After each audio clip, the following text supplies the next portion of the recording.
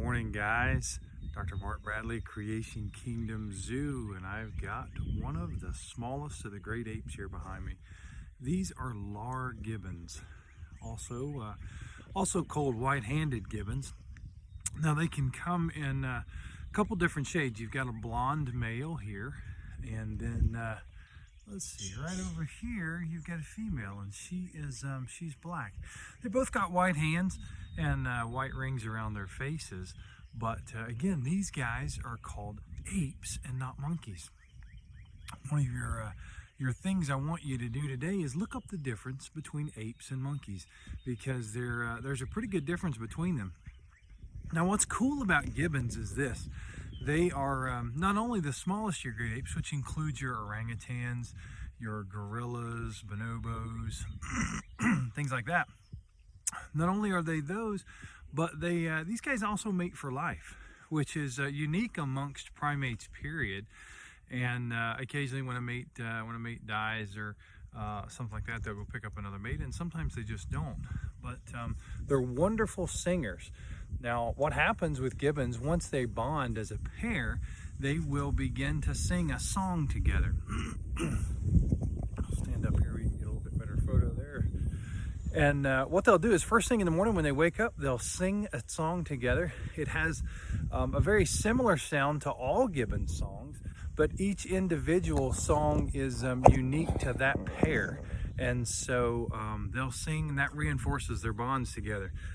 Now let me ask you, some of you couples out there, or kids, your mom and dads, if they sang to one another, do you think it would strengthen their bonds?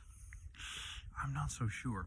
But with gibbons, it does. They'll also sing songs that are territorial songs to let other gibbons in the area know that this area is taken or this mate is taken. In particular, this male here, a lot of times he'll sing during the day when there are lots of men around his enclosure, and he's singing a territorial song to let those men in the zoo know, hey, listen, this is my female, she's taken. So they'll also sing a lot of times so that they're letting other gibbons know maybe there's a predator on the ground, like a big cat or sometimes a snake may be on the ground, and so they're warning other gibbons, hey, listen, there's an animal there on the ground. So very unique songs that they sing. You can hear their tunes for about 2.5 miles. So here at the zoo, sometimes folks can hear them way off in the distance. These are really, really interesting primates. Looks like Chewy there behind me is sucking his thumb right now. Now here at the zoo, this is a relatively young pair as far as gibbons speaking. This pair is 13 years old. They'll live up into their mid-50s in captivity, about half that in the wild a lot of times. But these guys are an endangered species also due to habitat destruction, primarily, where they're just tearing down the forest where these guys live. So they are very, very lightning fast. Now these guys can swing through the jungle canopy up to 100, 120 feet above the air, and sometimes 75 to 100 feet in between, grabbing things as they go.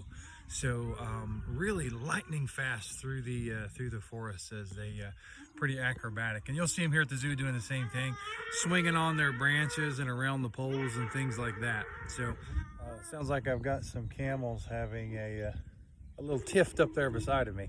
But anyway, I look forward to seeing you guys on the wild side. Come see us, Creation Kingdom Zoo.